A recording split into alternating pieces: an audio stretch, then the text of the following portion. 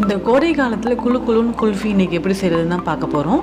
குல்ஃபி செய்கிறதுக்கு நான் இன்றைக்கி 6 லிட்டர் பால் தண்ணி சேர்க்காமல் எடுத்திருக்கேன். இப்போ நம்ம இதை வந்து ஒரு பேனில் சேர்த்து நல்லா சூடு பண்ணிடலாம்.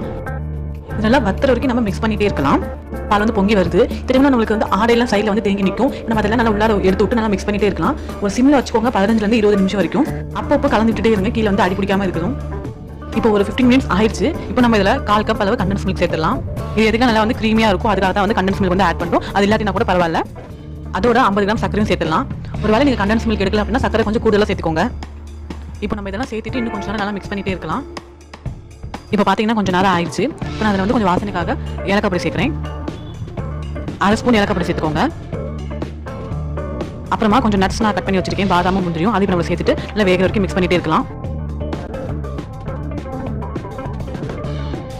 இப்போ பார்த்தீங்கன்னா நல்லா கெட்டியாக இருக்குது. இந்த ஸ்டேஜ் வர வரைக்கும் நம்ம நல்லா மிக்ஸ் பண்ணி விட்டுட்டே இருக்கலாம். அப்புறமா நம்ம ஸ்டவ் ஆஃப் பண்ணிடலாம். நம்ம நல்லா ஆற வச்சு எடுத்துடலாம்.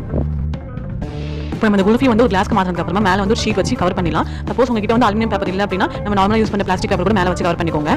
இப்போ ஐஸ்கிரீம் ஸ்டிக் கிடைக்கலனா நம்ம நார்மலாக யூஸ் பண்ணுற ஸ்பூனே கூட யூஸ் பண்ணிக்கலாம். பாருங்க, 8 மணி நேரம் ஃப்ரீஸ் பண்ணி எடுத்தாச்சு. குல்ஃபி எவ்வளோ சூப்பராக வந்திருக்குன்னு. அவ்வளோதாங்க. இந்த கோடை காலத்தில் குழுன்னு குல்ஃபி செஞ்சு உங்கள் வீட்டில் என்ஜாய் பண்ணுங்கள்.